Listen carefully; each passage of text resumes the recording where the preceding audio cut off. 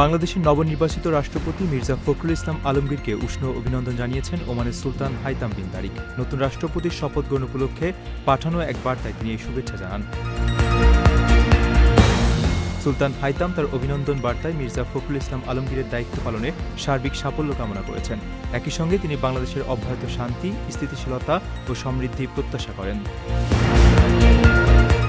এই বার্তায় দুই দেশের দ্বিপক্ষীয় সম্পর্কের বিষয়টিও বিশেষ গুরুত্ব পেয়েছে। ওমানের সুলতান দৃঢ় আশা প্রকাশ করেন যে আগামী দিনে ওমান ও বাংলাদেশের মধ্যকার পারস্পরিক সহযোগিতা ও অংশীদারিত্বের সম্পর্ক আরও সুদৃঢ় হবে এবং বিভিন্ন খাতে তা নতুন মাত্রায় পৌঁছাবে।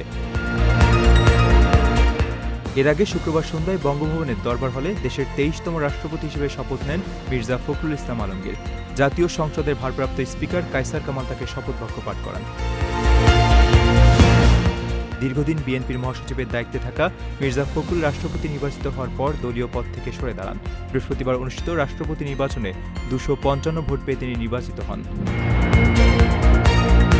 প্রবাসীর সিটিতে চলছে বহুল আলোচিত ফ্রি ফ্ল্যাট অফার, অর্থাৎ আপনি যে টাকা দিয়ে এখন ফ্ল্যাট কিনবেন ৫ বছর পর সেই সম্পূর্ণ টাকা ফেরত পাবেন, আর সেই সাথে পাচ্ছেন একটি ফ্ল্যাট একদম ফ্রি। অফারটি সীমিত সময়ের জন্য, তাই দ্রুত যোগাযোগ করুন স্ক্রিনে দেওয়া নাম্বারে।